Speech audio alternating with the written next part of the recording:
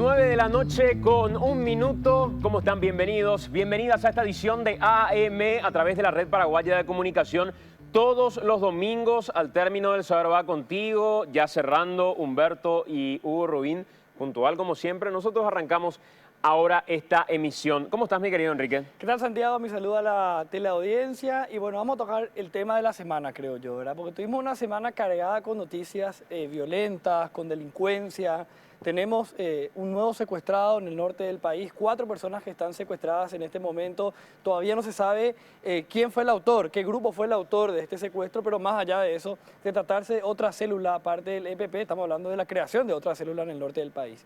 Y en paralelo, también hubo un caso donde se demuestra de vuelta abuso policial y un caso de inclusive metiendo droga a una persona inocente, una historia que por suerte, digamos, esta persona pudo defenderse con el teléfono celular y otra vez se plantea el tema del Estado policíaco. Vamos a hablar, por supuesto, de eso en un momento, nada más nos vamos a referir a este Estado policíaco que estamos viviendo y no podemos decir últimamente porque en realidad ya hace mucho tiempo que venimos denunciando este tema. Pero antes de hablar de eso, quería hacer una pequeña referencia a algo que en estos días estuvo corriendo mucho a través de las redes sociales y me parece absolutamente oportuno aclarar en virtud a la gente que ve este programa y que hace mucho tiempo eligió como su referente su programa de los domingos en términos periodísticos.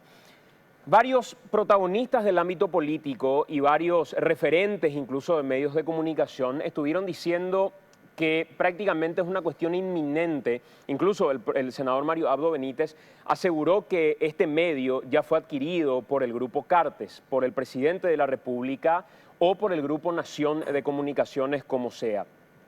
La aclaración que quiero hacer es que primeramente el propietario o uno de los propietarios de este medio ha desmentido públicamente que exista algún tipo de trato con el Grupo Cartes particularmente. En segundo término, y esto lo digo a título personal y no voy a ser extensivo a ninguno de mis compañeros porque finalmente cada uno de ellos tiene autonomía y cada uno de ellos es absolutamente libre de decidir lo que mejor le parezca y lo que crea conveniente, como no voy a hacer juicio de valor respecto a ninguna otra persona porque cada uno sabe por qué toma las decisiones que toma. En mi caso en particular, que es sobre la única persona de la cual puedo hablar, una decisión asumida y personal es que no voy a trabajar en un medio de comunicación que sea propiedad de un presidente de la República. Considero que no existe posibilidades de desarrollar de manera plenamente libre y de manera plenamente autónoma periodismo en un medio de comunicación que esté ligado al presidente de la República. Llámese como se llame. Llámese Horacio Cartes, llámese Juan Carlos Guasmosi, llámese Fernando Lugo, llámese como se llame. Y repito, esa es una decisión absolutamente personal. Llevo 11 años en esta empresa, había iniciado en el año 2005 y hay muchos motivos para continuar, repito, en el caso de que el Grupo Cartes o cualquier presidente de la República en algún momento adquiera este medio de comunicación, hay muchos motivos para continuar. Aquí hay un grupo humano fantástico, hay un grupo que cree en la comunicación independiente como la única herramienta como para poder hacer de verdad el trabajo que nos corresponde hacer y para el cual nos pagan. Si algo tuvimos en este medio de comunicación a lo largo de estos años es la posibilidad de hacer periodismo de manera independiente, al punto que en ningún momento nos han pedido siquiera el tema que íbamos a tratar el domingo y mucho menos nos han discutido sobre qué tipo de programa estamos haciendo. Aquí no hay agendas estructuradas, aquí no hay temas que bajan directamente desde dirección o desde algún órgano en particular y cada uno de los noticieros inclusive tiene una autonomía que es la autonomía de su presentador. Cada presentador le da el toque que considera a su informativo porque creemos que esa es la forma de hacer periodismo. Estoy seguro que no va a ser la gente, aunque apreciamos y valoramos la manera en la que durante todo este tiempo la gente sostuvo de alguna manera y destacó el trabajo independiente que ha hecho Canal 13, que ha hecho la Red Paraguaya de Comunicación. Somos absolutamente conscientes que no podemos pedirle a la gente que salga a defender el modelo de medios de comunicación que hoy existe en general o la composición de medios de comunicación que hoy existe, donde unos pocos manejan mucho y donde cada vez más los medios de comunicación están absorbidos por un grupo de poder en particular. Repito, esta no es una decisión que haga un juicio de valor sobre la decisión que haya tomado o que vaya a tomar otra gente. Yo creo que cada uno es autónomo, conoce sus límites y sabe la manera en que tiene que desenvolverse y las decisiones que debe tomar. Yo puedo hablar sola, única y exclusivamente por mí, y esa es una decisión absolutamente asumida. Pido disculpas a la dirección de este medio por utilizar este espacio para decir una cuestión como esta, que es absolutamente personal y probablemente no corresponde utilizar este medio como para poder decirlo, pero siento un compromiso con la gente de tener que aclarar y de manera pública, y probablemente cuantas veces fuera necesario, pero que valga esta como una aclaración ya permanente.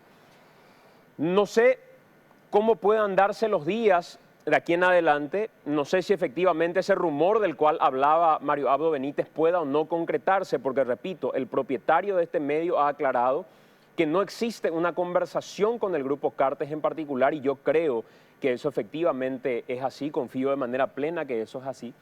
Pero en el eventual caso, con este propietario o con cualquiera que vaya a ser de negociarse la venta del canal o de concretarse la venta del canal, la decisión particular es no trabajar para un medio de un presidente de la República. Cuando cambie ese escenario, cuando quien hoy sea presidente y maneje medios de comunicación deje de serlo y existan garantías como para poder desarrollar periodismo, el escenario cambia de manera absoluta. Ni siquiera creo que es conveniente entrar al debate de plantear me vas a dejar o no me vas a dejar ser libre, porque finalmente considero, y es una apreciación absolutamente personal, que se volvería dificultoso, complicado el poder desarrollar de manera libre el ejercicio del periodismo. Así que quería decir esto en función de la gente que nos sigue habitualmente y que creo se merece el mayor de los respetos y una explicación ante todo esto que estuvo ocurriendo en los últimos días. Sí, ¿cómo te despegaste, digamos, del resto del equipo? Así que de mi parte también la decisión va a ser la misma, ¿verdad? La decisión va exactamente la misma.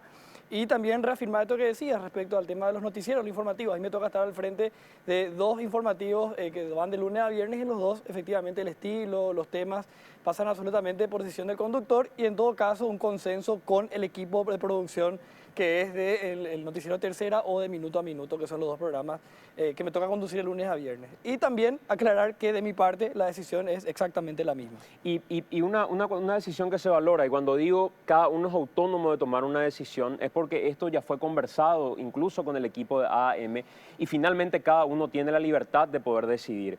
En todos estos años, mucha gente ha tomado decisiones de manera diferente y el equipo fue mutando de manera diferente también.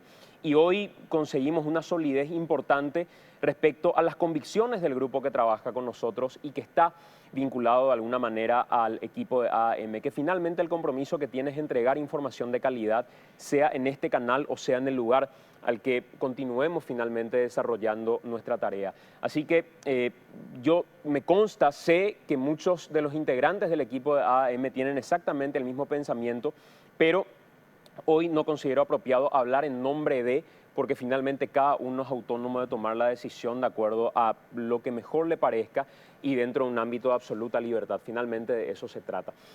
Dicho esto, me gustaría referirme al tema de esta noche, pero antes, mejor si hacemos la pausa, ¿te parece, Enrique? Vale, hacemos la pausa. Hoy vamos a hablar de abusos policiales, vamos a hablar de un Estado policíaco que no solamente abusa, sino que abandona a sus víctimas y las pone prácticamente en una situación de culpables. Hoy veíamos lo lamentable de la forma en la que exponían un supuesto video de la vida privada de Tania Villalba que no guarda ningún tipo de relación con este hecho. Imagínense, una mujer a la que le plantan droga desde la Policía Nacional, hoy termina apareciendo en los medios de comunicación un supuesto video que ella dice ni siquiera es suyo, diciendo aparece el video íntimo de la mujer a la que le plantaron droga. ¿Cuál es la relación entre una cosa y otra? ¿Eso hace que la policía haya de alguna u otra manera actuado como debe actuar o qué es lo que se está buscando al hacer una maniobra de este tipo? Y algo que parece insultante, ¿verdad? Ver que en la Cámara de Diputados se sigue debatiendo dar unas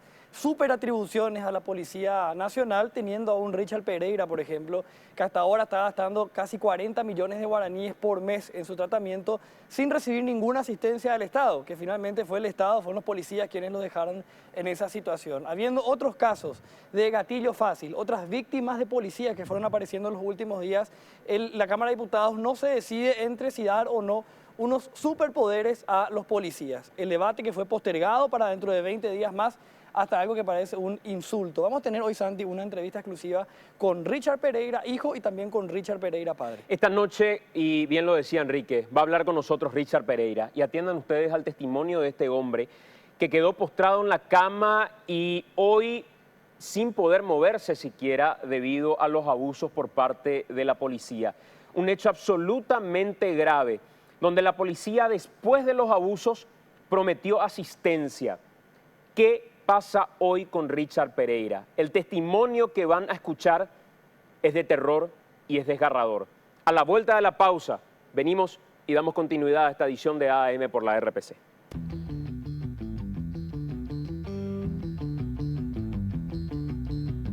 Hacer esta introducción en un audiovisual como para meternos al tema, porque esta noche nos van a acompañar el abogado de Tania Villalba y una persona que nos acompañó en todo este proceso denunciando las violaciones a garantías constitucionales que tenemos los ciudadanos a la hora de transitar.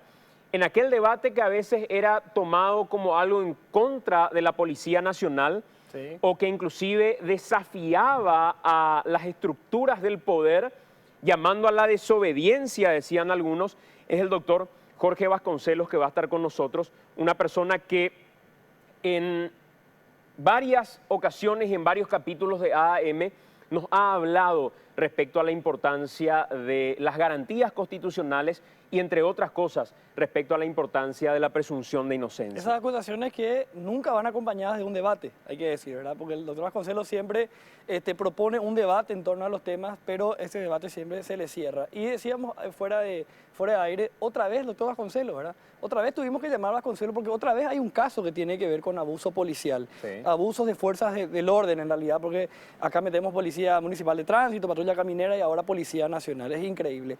Y el siguiente material es una introducción para conocer un poco, para entender todo lo que fue pasando esta semana en torno al caso Tania Villalba. Además nos hacemos algunas preguntas al final de este material, presten atención.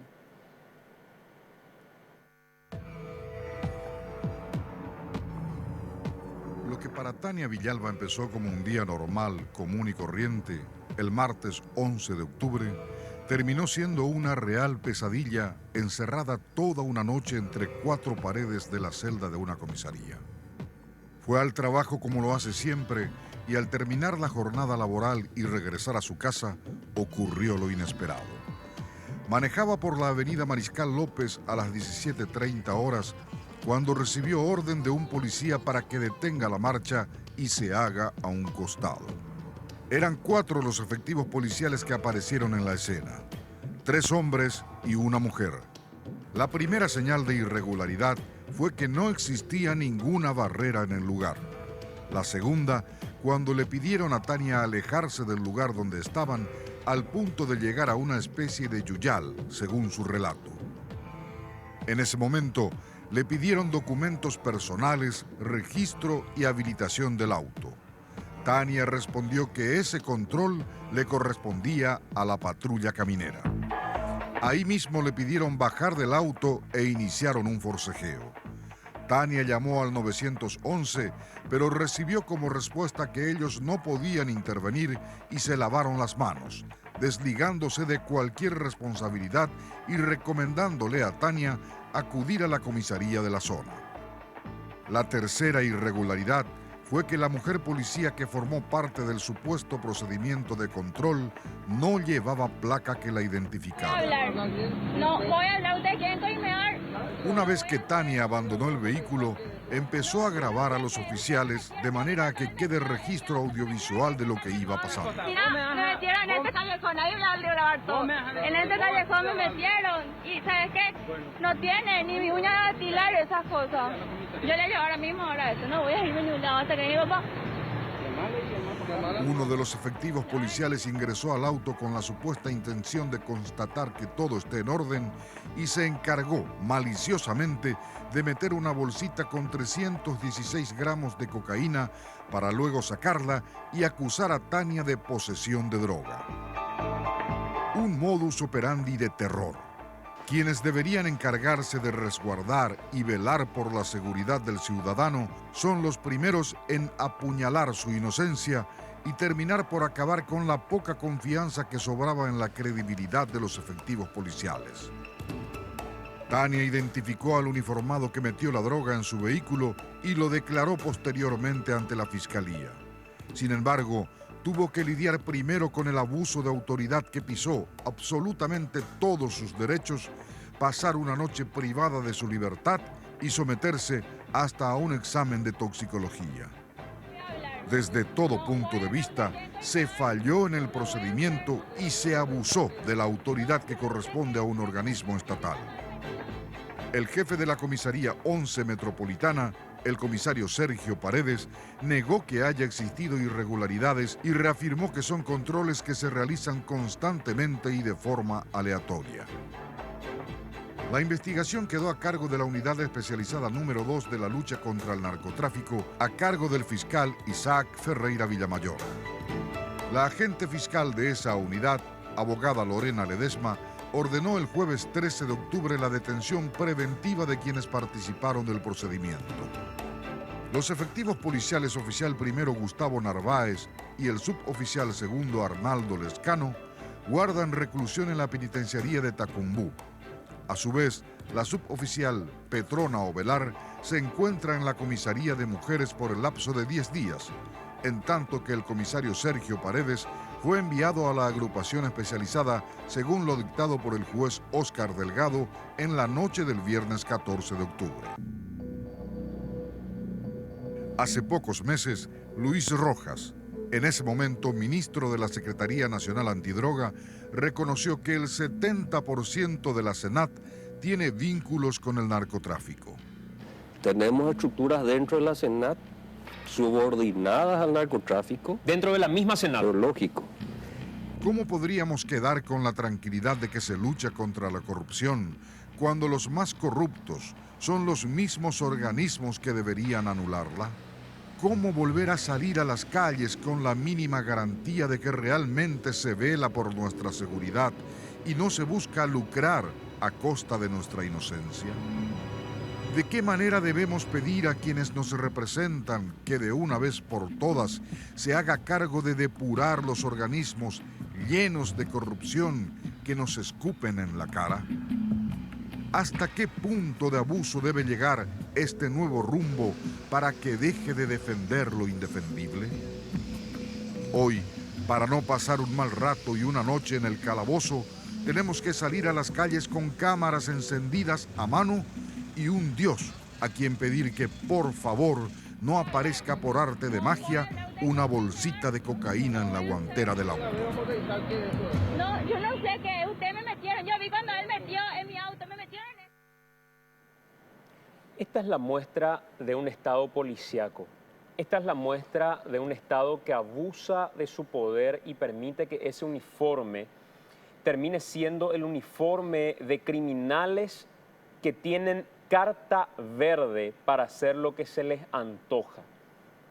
Criminales a sueldo que operan en la calle haciendo barreras, haciendo barricadas y plantando evidencias a una ciudadanía indefensa.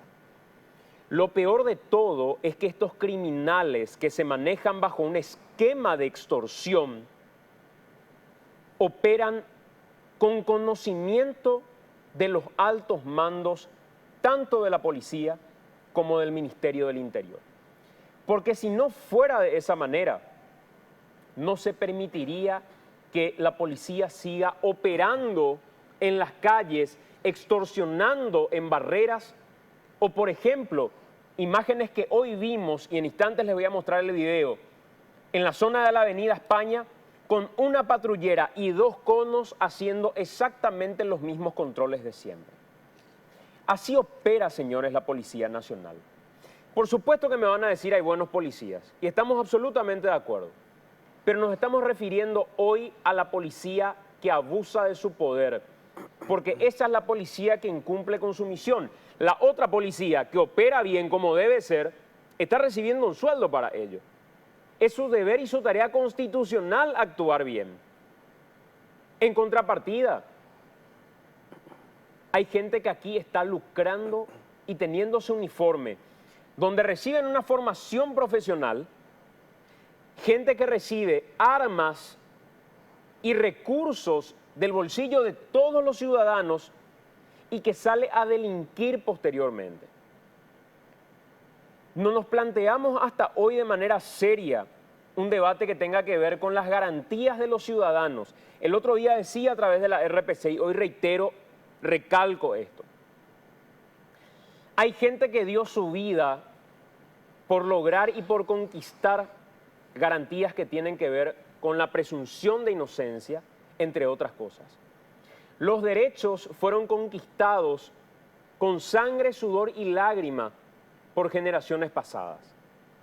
Y no podemos permitirnos que hoy el Congreso paraguayo esté debatiendo la posibilidad de otorgarles mayores prerrogativas a la policía y aumentando el poder de abuso del Estado sobre sus ciudadanos, cuando todos los países civilizados a nivel mundial lo que están haciendo como mecanismo de progreso es limitarle el poder al Estado respecto a las prerrogativas y la garantía de sus ciudadanos.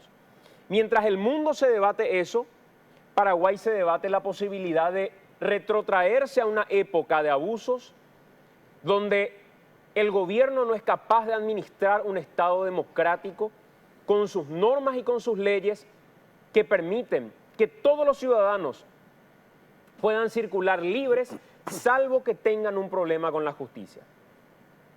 Y lo raro que se da es que en este país quienes tienen que estar en la cárcel no están y quienes tienen que estar perseguidos por la policía no están perseguidos y andan sueltos motochorros, políticos, gente de alto nivel que roba de manera asquerosa y en contrapartida ciudadanos comunes sean perseguidos.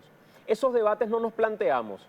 Como sociedad siquiera nos planteamos la necesidad de decir, dejen de meternos la mano en la lata, dejen de robarnos como pueden, dejen de negociar sentencias en la Corte Suprema de Justicia, dejen de liberar motoasaltantes o de permitir que existan zonas liberadas donde nos estamos acostumbrando como sociedad a ver gente que a plena luz del día, a cara descubierta, se pasa matando a otros ciudadanos y no nos planteamos el debate de por qué estamos permitiendo que el Estado abuse del poder que tiene.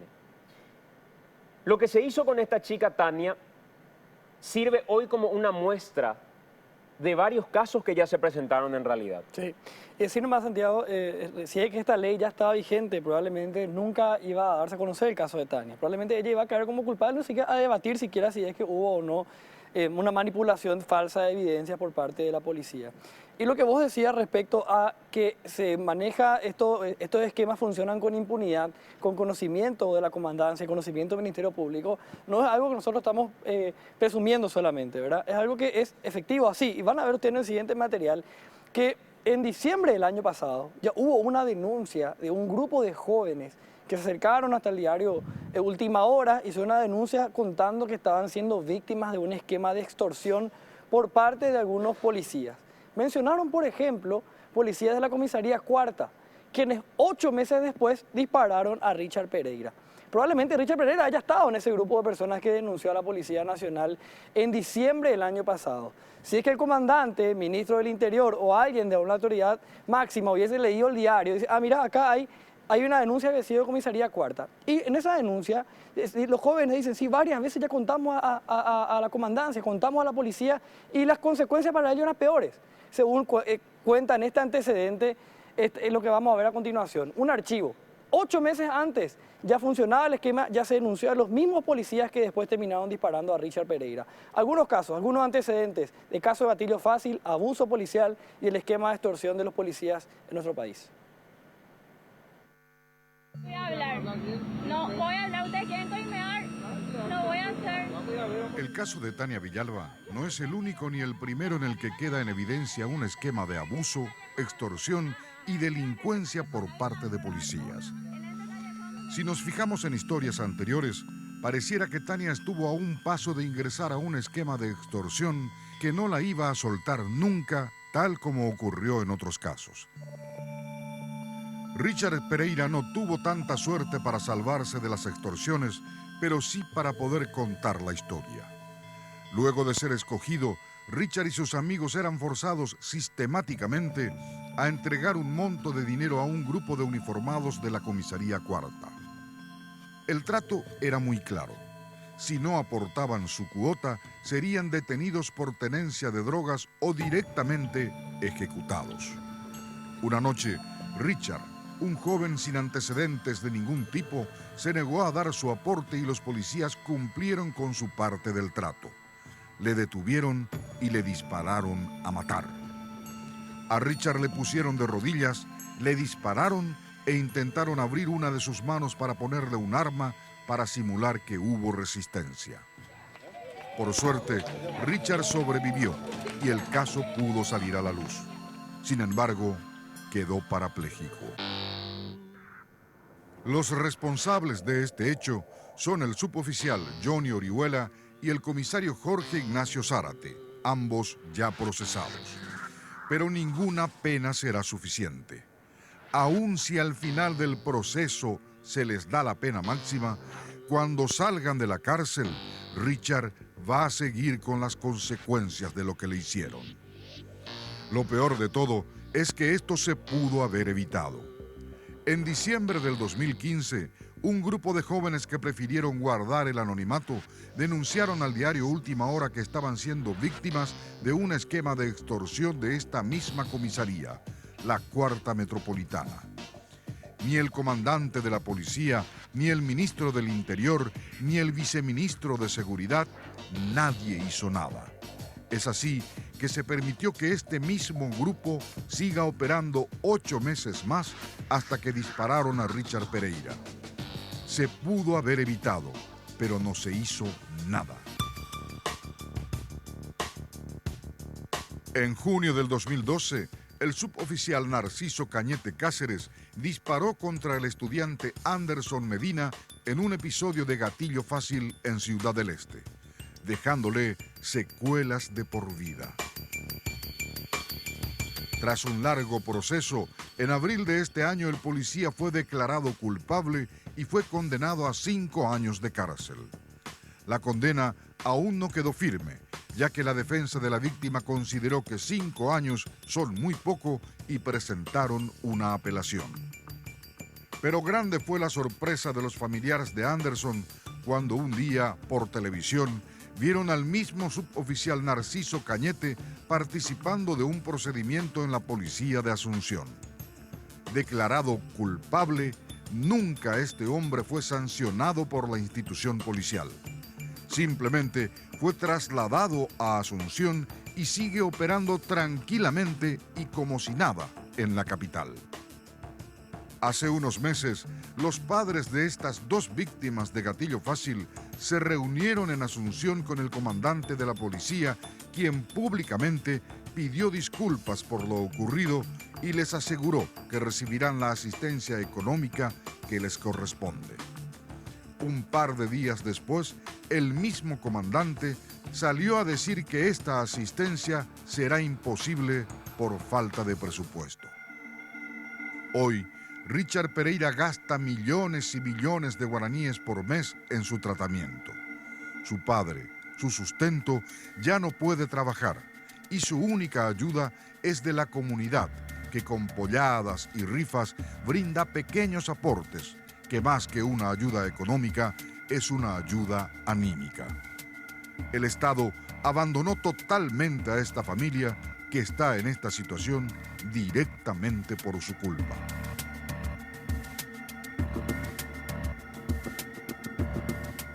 Estos abusos claramente se vienen cometiendo hace un buen tiempo y ya hablamos en numerosas ocasiones sobre este tema. Hoy nos acompaña de nuevo el abogado Jorge Vasconcelos. Él es invitado de nuevo al programa de hoy porque en reiteradas ocasiones hemos conversado respecto a este tema en particular. ¿Qué tal, doctor? ¿Cómo estás? Buenas noches, Santiago, para vos, para el doctor y la teleaudiencia. También nos acompaña el abogado Inocencio González, es abogado de Tania Villalba. ¿Qué tal, abogado? ¿Cómo estás? Buenas noches, Santiago. Buenas noches, doctor. A la gente presente. Lo primero, doctor Vasconcelos, que quiero preguntarte es, cuando escuchaste el caso de Richard Pereira, cuando escuchaste el caso de Tania Villalba, ¿qué fue lo primero que te vino en mente después de todas las discusiones que tuvimos sobre este tema y las acusaciones que se recibían al debatir esto? Lamentablemente no tenemos otra conclusión que señalar que tenemos una policía peligrosa, ha sido peligrosa desde hace largo tiempo atrás, pero hoy ya no son más de día policía y de noche delincuentes, sino que son delincuentes las 24 horas con el uniforme puesto. Y si sumamos a ello un Estado absolutamente irresponsable, un Estado que deja en estado de abandono a sus ciudadanos, que un uniformado en ejercicio de sus funciones lo deja cuadripléjico y sin embargo se sienta a esperar que venga una demanda porque no tiene rubros para proveerle los medios necesarios para sostener esa precaria vida que tiene a partir del momento en que se lo ejecuta. Una ejecución fallida, una ejecución extrajudicial fallida. Y el Estado mira a un costado y dice, no tenemos rubro. Entonces, yo creo que la sociedad, a partir de este tipo de hechos, tiene que comenzar a reflexionar si lo que quiere es vivir con una policía que lo tiene como víctima o va a comenzar a reclamar la modificación de todo el sistema, porque la policía actúa de esta manera porque el Ministerio Público y el Poder Judicial sostienen este tipo de conducta. Estos tres personajes terminaron hoy en la cárcel con prisión preventiva porque la prensa se hizo eco de la situación de Tania. ¿Cuántas Tanias hay? ¿Por qué la policía va a tener que detener a un ciudadano si es que no existen motivos que sostengan la necesidad de la requisa del vehículo? El jefe de comisaría dijo que era con carácter preventivo. No existe eso. El Código Procesal Penal claramente señala de que deben haber motivos suficientes para presumir de que en el vehículo se oculta un objeto vinculado a la comisión de un hecho punible. Pero pregunto yo, ¿qué hacen los fiscales ante este tipo de procedimientos?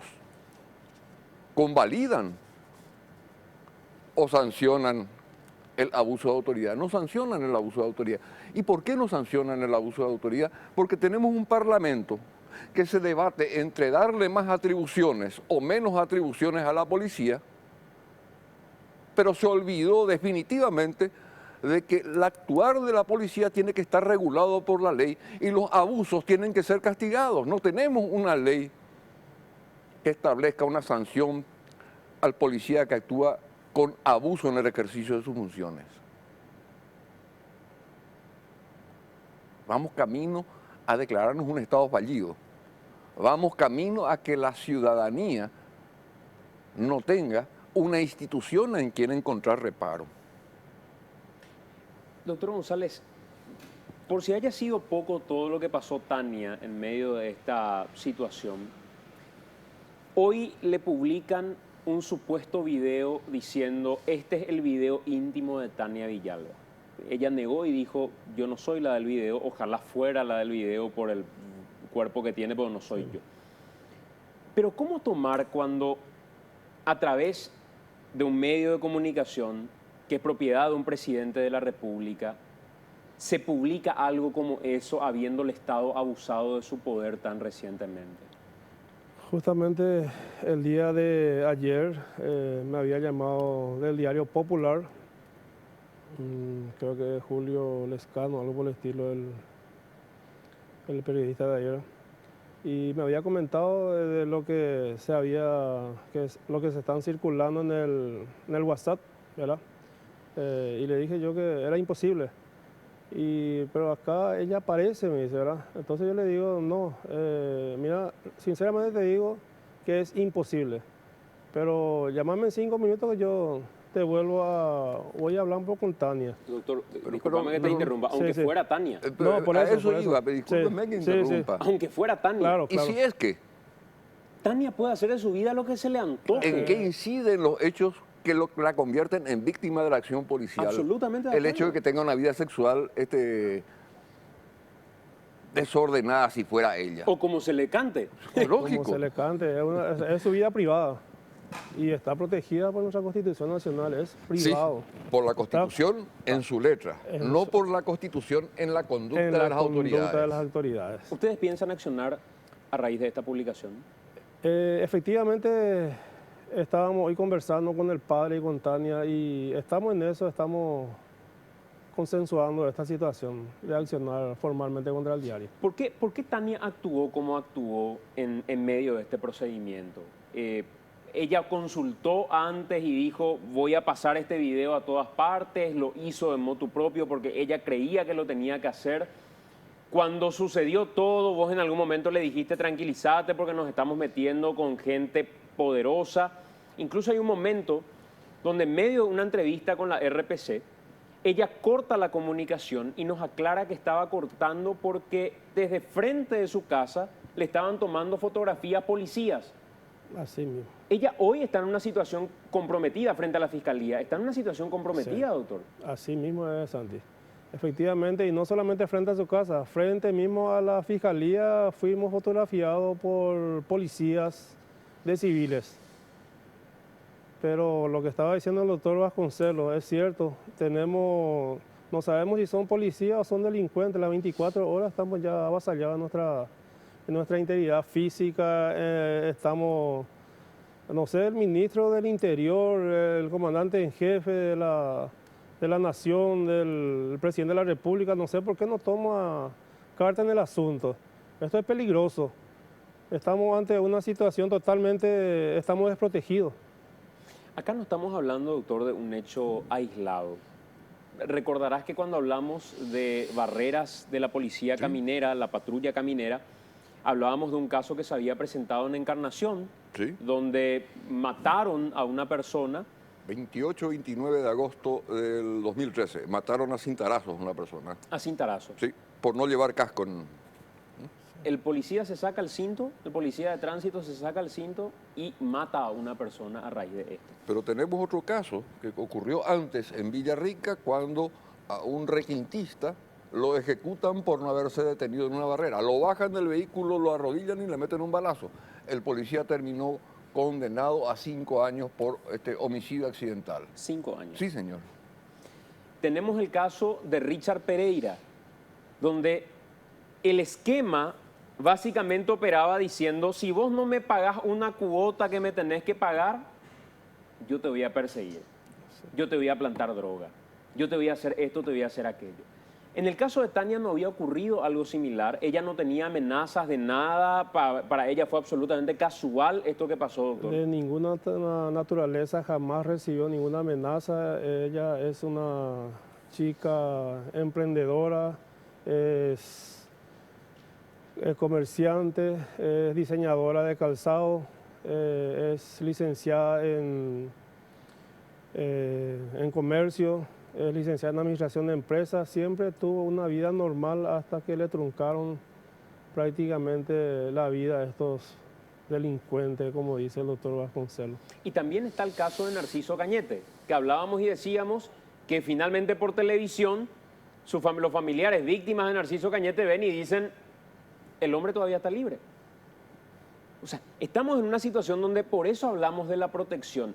Nosotros le hicimos una entrevista a el papá de Richard Pereira, la víctima, y Richard Pereira padre.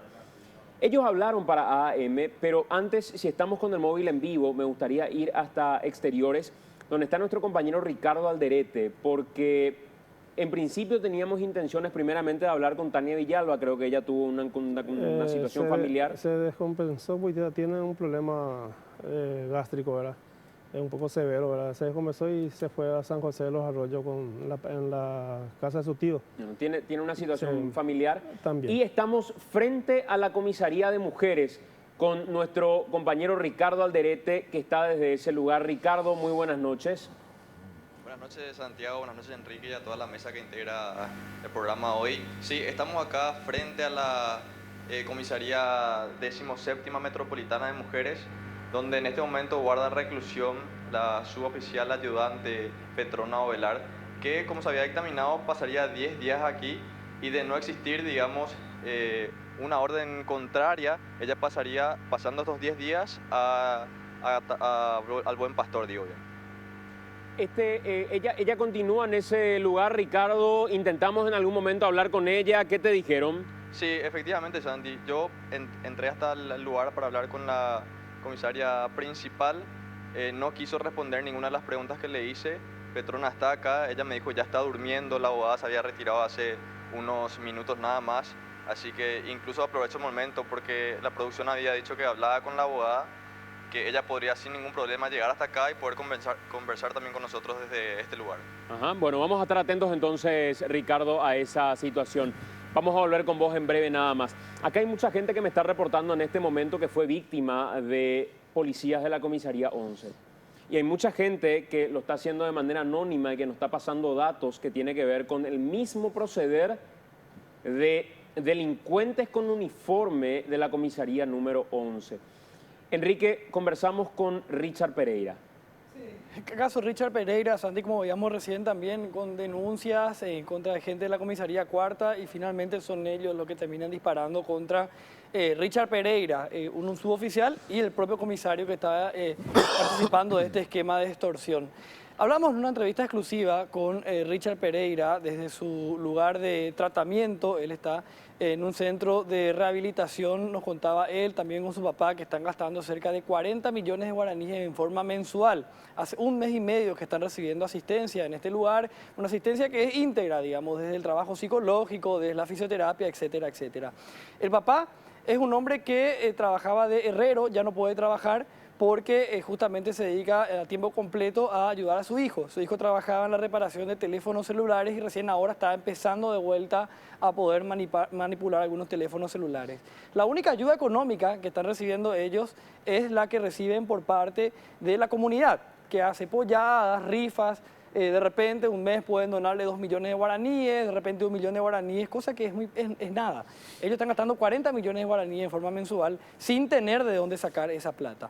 Hace unos días hubo una reunión que tuvieron ellos con el comandante de la Policía Nacional, digo ellos cuando me refiero a padres de víctimas de policías en caso de gatillo fácil. El comandante salió a una conferencia de prensa y dijo que se les iba a dar una plata, que el Estado se iba a hacer cargo de su responsabilidad. Pocos días después, 2 o 3 días después, el comandante sale y dice que eso no va a ser posible porque la Policía Nacional no tiene presupuesto para este tipo de asistencia. Es decir, que ellos están totalmente abandonados. Este es el testimonio, una entrevista exclusiva para AM de Richard Pereira.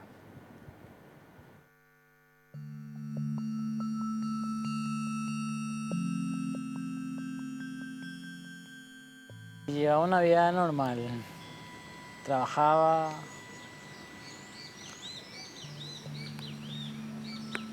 era normal mi vida, digamos. Y ahora cambió totalmente. Ya me limité a muchas cosas y la verdad que es complicado ahora. Sí, como dije, si vamos a mirar por el lado negativo, muchas cosas cambiaron. Levantarme temprano a las 7 de la mañana y a las 8 tengo que estar al gimnasio. Alzando pesas, haciendo oficio. Preocupándome por mí mismo, por tratar de mejorar mi independencia, digamos. Porque lo que ahora me cuesta es ser independiente. Lo que antes me llevaba años, como ya sea caminar, hablar, como de criatura me lleva 1 o 2 años. acá me tienen que llevar meses y tengo que aprovechar al máximo, aprender todo eso de vuelta. Es como volver a ser niño, pero grande. Más que nada yo me veo siendo independiente. No depender de mi papá, no depender de otras personas. Eso más que nada es mi objetivo ahora. Sea como sea, y a medida que voy yendo voy mejorando en todo. En todo, y de acá 1 año a 2 ya me quiero ver caminando. Tengo esa fe, esa meta. Cuando me levanto, mi motivación más que nada es mi familia, mi hija más que nada. Quiero volver a mi rutina de antes, que era poder compartir con ella, poder compartir con mi familia, como era antes, siendo uno más en la familia, que no tenía que estar dependiendo de los demás, como ahora. Perdonar. En su momento sí. Podría haber perdonado si es que todos íbamos a ser honestos y legal así. Pero luego de que me quisieron hacer lo que hicieron, eso de implantarme cosas, yo creo que no, porque si yo no podía mover los brazos por lo menos, o llegaba a estar inconsciente, como dijo papá, yo iba a estar en una camilla y con una esposa puesta. Gracias a Dios me dio esa posibilidad de estar consciente todo el tiempo, lúcido. Y hoy en día no le puedo perdonar por lo que trataron de hacer nomás. No por el simple hecho que me dispararon, hasta ahí iba a ser bien, pero tratar de complicarme, o sea, dejarme así y complicarme otra vez ya es muy fuerte, ya. Porque no me veo estando así, estando entre las rejas otra vez por una causa que no iba a perdonar, no le puedo perdonar. Ya llegué a salir en las calles y veo una patrullera y te juro que no. Me da ganas de mandarle a la mierda, sea quien fuese, ponerle que sea bueno el policía, pero no le veo más con esos ojos de que me están cuidando o de que están cuidando el país. La verdad que le veo como unos cuervos esperando y pescando por alguna persona débil que pueda alimentarse. Que haya justicia, que se pueda hacer justicia y que la gente hable, así como el caso de la chica que le implantaron, que se defendió a tiempo también como yo. ¿Cuánta gente habrá muerto así y terminó siendo un supuesto ladrón o un supuesto malviviente? ¿Verdad? Que en verdad no tuvo nada que ver, pero le mancharon el nombre. Desde un comienzo de que me pasó esto, decidí salir adelante porque Dios me dio una oportunidad y estoy aprovechando al máximo. Más que nada por mí mismo, no estoy pendiente de qué le pase a la policía o que no. Eso ya quedó atrás. Yo me preocupo por mí mismo. Salir adelante, tratar de volver a mi vida normal. Ya sea dura la vida, quiero volver a esa vida normal. Me gustaría mucho volver.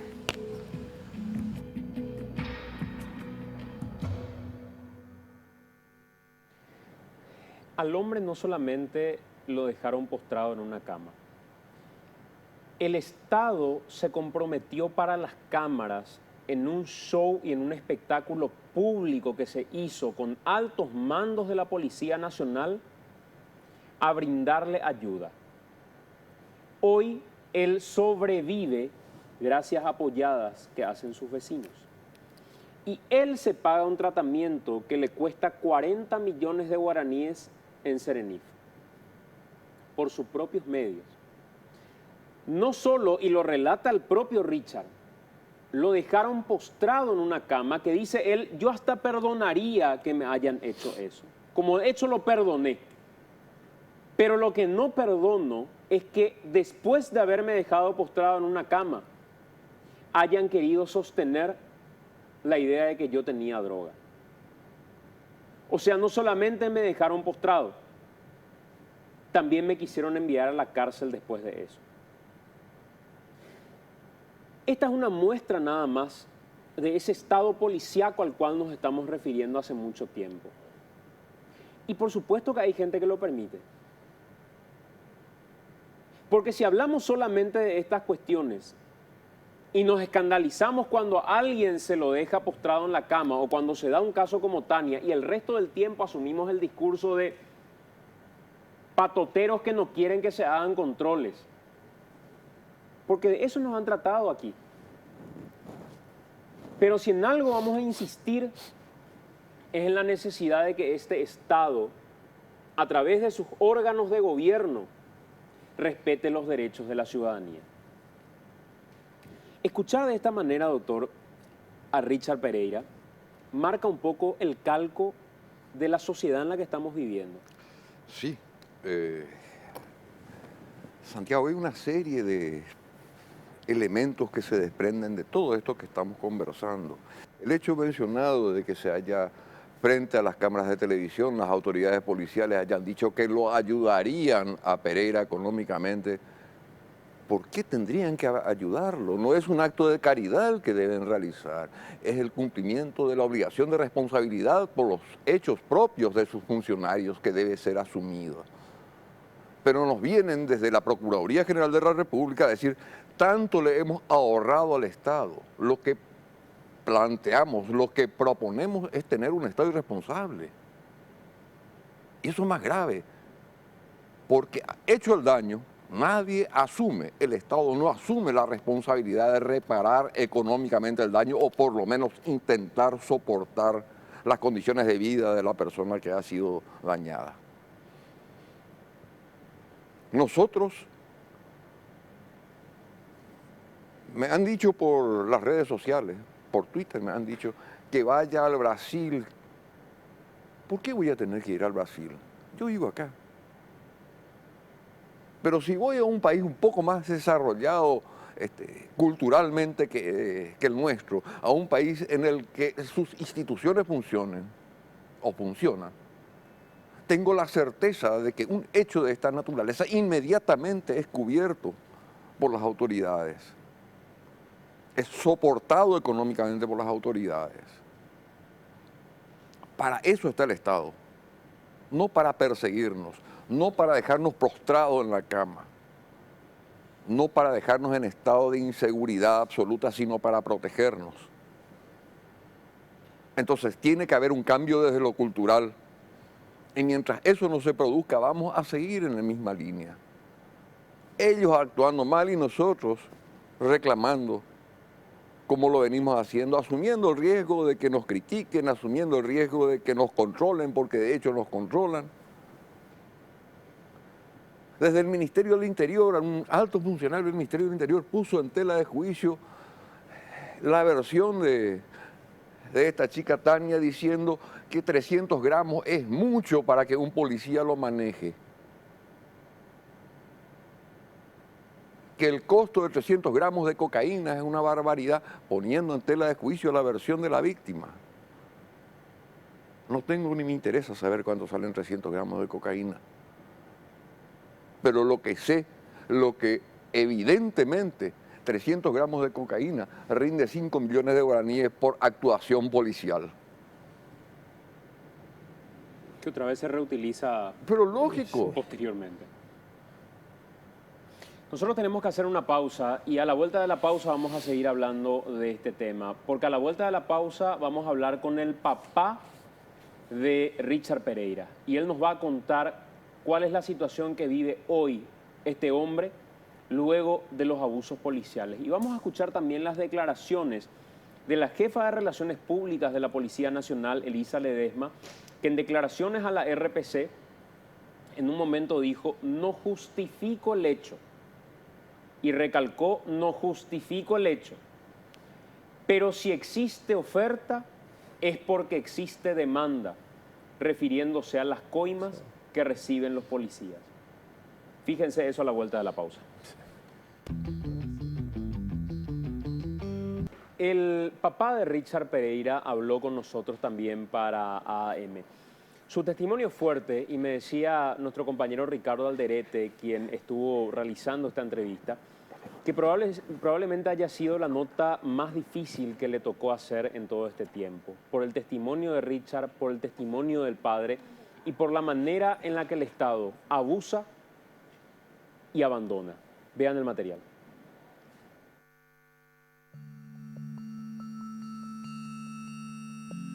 Y el primer mes fue bastante elevado, con el costo de acá y los medicamentos que se compra aparte, prácticamente llegamos a los 40 millones. El Estado no puso ni una aspirina, el Estado está ausente. Desde el principio estuvo ausente, sigue ausente. Nos reunimos con el comandante de la policía. En casa se fue a visitarnos la vocera policial, prometiendo muchas cosas, aceptando que mi hijo venga aquí, aceptando todo. Y a la semana se borraron prácticamente, se borraron y como no aparecían, llamé y lo único que atinaron a decirme era que no tenían presupuesto. Mi hijo y yo éramos los que sosteníamos la casa, estamos acá 24 horas. Como ven, él no puede trabajar, yo tampoco. Vecinos, amigos, todos ellos están. Y gente que no conocemos de toda parte de Paraguay nos dieron una mano para el primer mes. Y ahora estamos peleando por el segundo, porque es algo que, como verán ustedes, es excelente, le hace mucho bien a él. Ya no tenemos más fin de mes ni principio de mes. Ahora es alcanzar el día a día. Es el día a día ahora. Se terminaron eso, alcanzamos fin de mes o quincena. Es muy difícil. Y lo que más nos apena es molestar a la gente. Eso es lo que más nos apena. Porque no es la gente la que tendría que estar solventando todo esto. Hubiesen limpiado por lo menos su nombre. El comandante se hubiese puesto los pantalones. O el ministro. Los dos son un par de inútiles. El único que se comunicó conmigo fue el ministro de la Senadis, ofreciéndose, pero lastimosamente tampoco tiene rubro como para ayudar. Yo me fui ahí a buscar medicamentos, pero no tienen lo necesario. Pero tuvo la buena predisposición de comunicarse conmigo.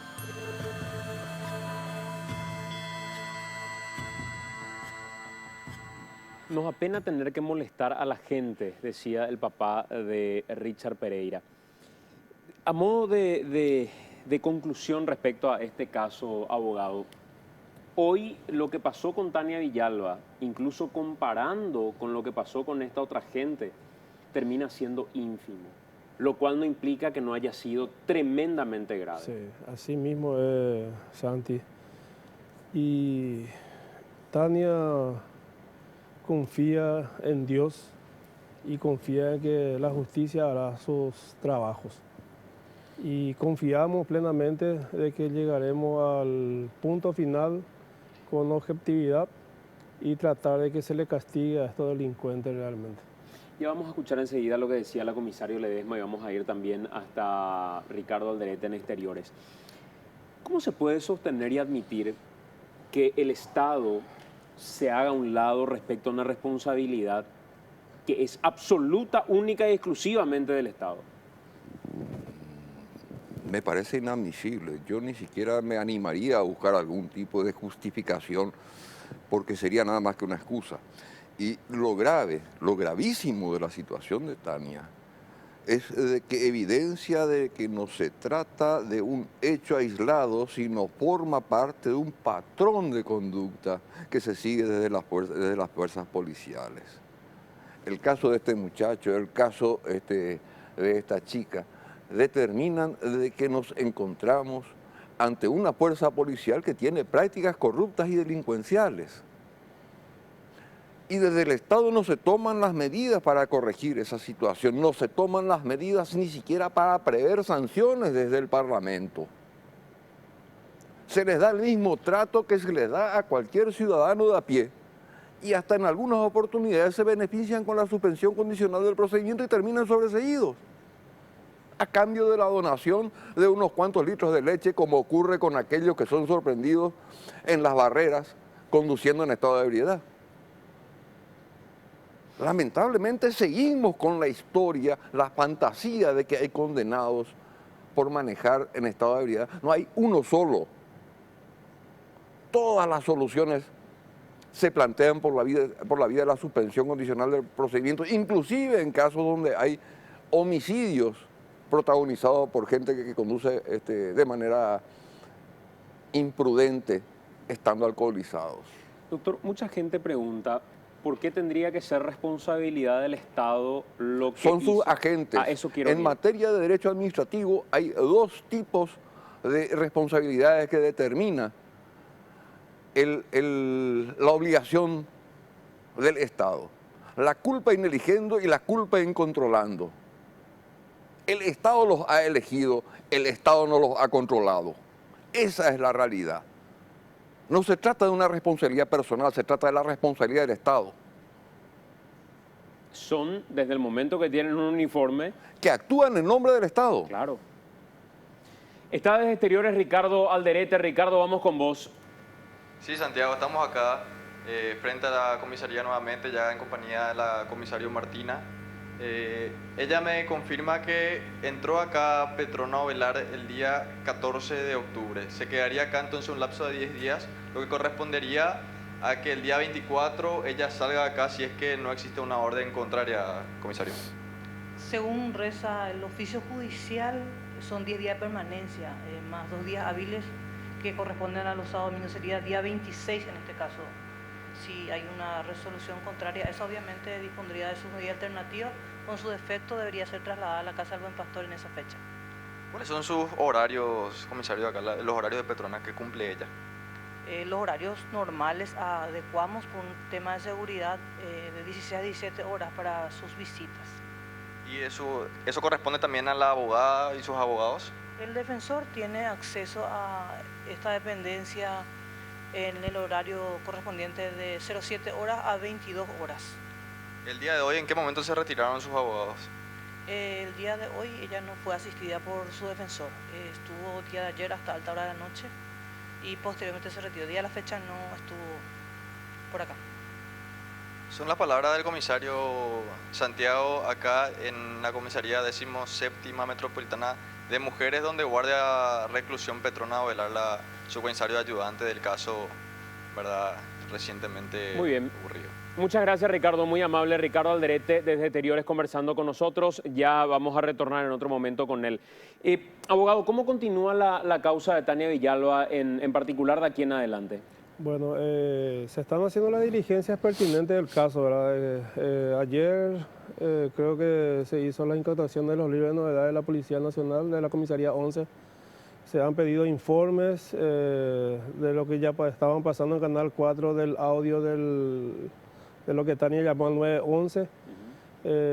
Se pidieron los circuitos cerrados de las diferentes casas comerciales que estaban alrededor de donde ocurrió el hecho. Y también las pericias informáticas, porque Tania había entregado ya también a la Fiscalía para que se pueda peritar el teléfono. Está a cargo de las Fiscalías. Correcto. También los informes de la Copaco, de la compañía telefónica. Doctor, me gustaría compartir dos cuestiones más antes de cerrar todo esto. Primero, ¿podemos poner al aire lo que decía la comisaria Elisa Ledesma? Jefa de Relaciones Públicas de la Policía Nacional, cuando nos referíamos a este caso, y le quiero pedir una reflexión al doctor Vasconcelos. Bueno, lo que nosotros tenemos que entender acá son dos aspectos. La presunción de inocencia que debe tener cualquier ciudadano que habita este territorio, por más de que una denuncia haya con respecto a él, hay una presunción hasta que un juzgado competente diga lo contrario. Hoy en día nosotros se nos acusa de que somos coimeros, de que somos transadores, disculpen el término, pero si hay oferta es porque hay demanda. Si hay una coima, si hay una tranza, tiene que ser de a dos. Y cerraba diciendo, no justifico. ¿Qué opinión te merece, doctor? Sí, me interesa fundamentalmente que diga que no justifica. Porque la comisaria Elisa Ledesma, si bien es cierto no justifica, tampoco condena. Y eso es lo grave.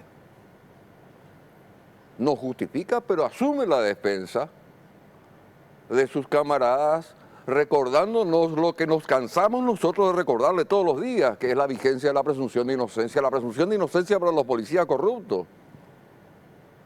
Yo defiendo la presunción de inocencia de los policías corruptos, pero exijo el respeto de la presunción de inocencia de todo el resto de la ciudadanía. Si hay oferta, hay demanda.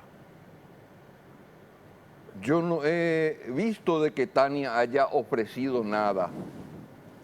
Hay demanda sin que haya oferta, que es distinto, sí. Comisaria Ledesma.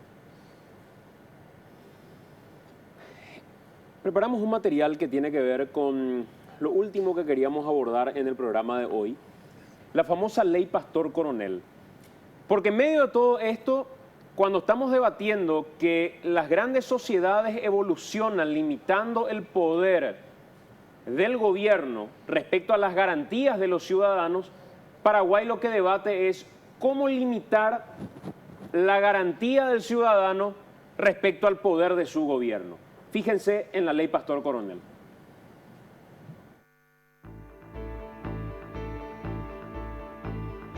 El controvertido proyecto de ley plantea modificaciones en la Carta Orgánica de la Policía Nacional o Ley 222/93. El 22 de septiembre, en una sesión donde los parlamentarios Pedro Santa Cruz y Carlos Núñez llegaron a los golpes, el Senado resolvió rechazar la propuesta enviada en primera instancia por la Cámara de Diputados. La semana pasada, los diputados resolvieron postergar su estudio por 22 días.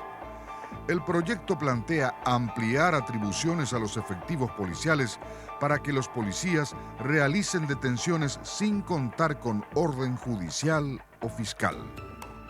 El proyecto pasa por alto el artículo 12 de la Constitución Nacional, donde claramente se señala que nadie puede ser detenido ni arrestado sin orden escrita de autoridad competente. Por de pronto, existen dos opciones.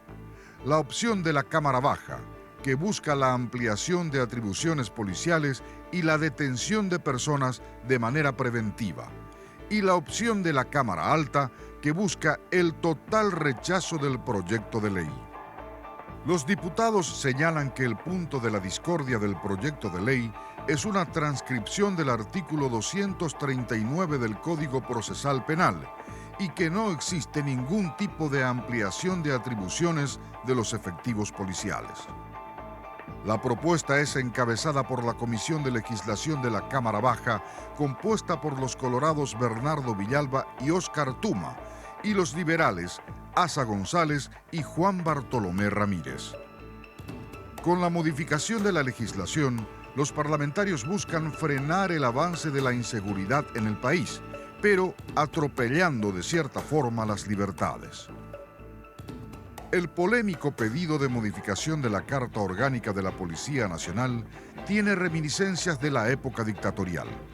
De darse, con la promulgación de esta ley, existe la posibilidad de que los abusos policiales se multipliquen. En una sociedad como la nuestra, donde la corrupción reina en todos los estratos sociales, abundan las denuncias por procedimientos irregulares con los conocidos casos de gatillo fácil y la plantación de evidencias. Deberían existir otros métodos que puedan facilitar la labor policial y su efectividad ante el flagelo de la inseguridad. Volver a épocas oscuras que merecen el olvido nunca debería ser el camino.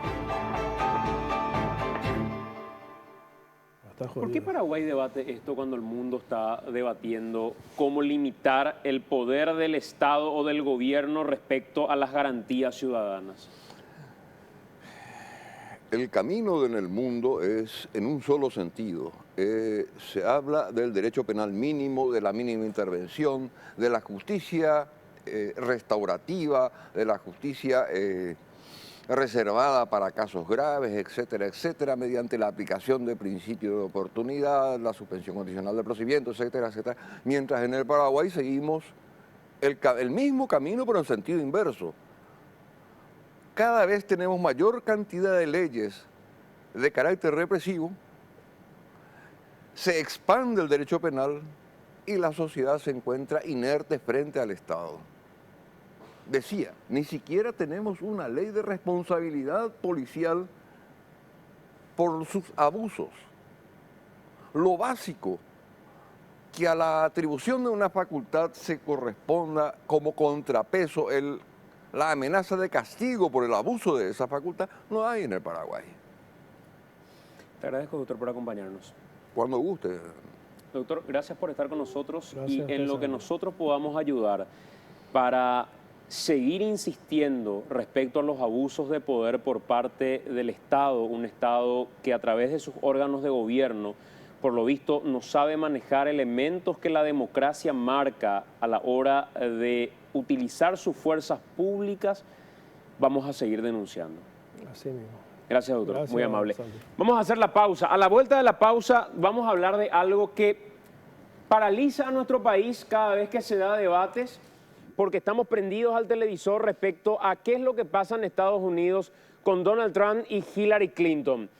Pero, ¿cuál es la implicancia que podría llegar a tener esta elección en los Estados Unidos, en nuestro país en particular o en Latinoamérica en general? Nos van a acompañar a la vuelta del corte Melissa Díaz, estratega y comentarista demócrata, y nos va a acompañar también Raúl Vargas, que es estratega, comentarista y comunicador republicano. Vamos a hablar con ellos respecto a cuál podría ser la implicancia de esta elección y su repercusión en nuestro país, de estos debates a los que nos prendemos a través de las cadenas internacionales, pero que de alguna u otra forma probablemente tenga elementos o implicancias que valen la pena debatirlas. A la vuelta del corte venimos con eso.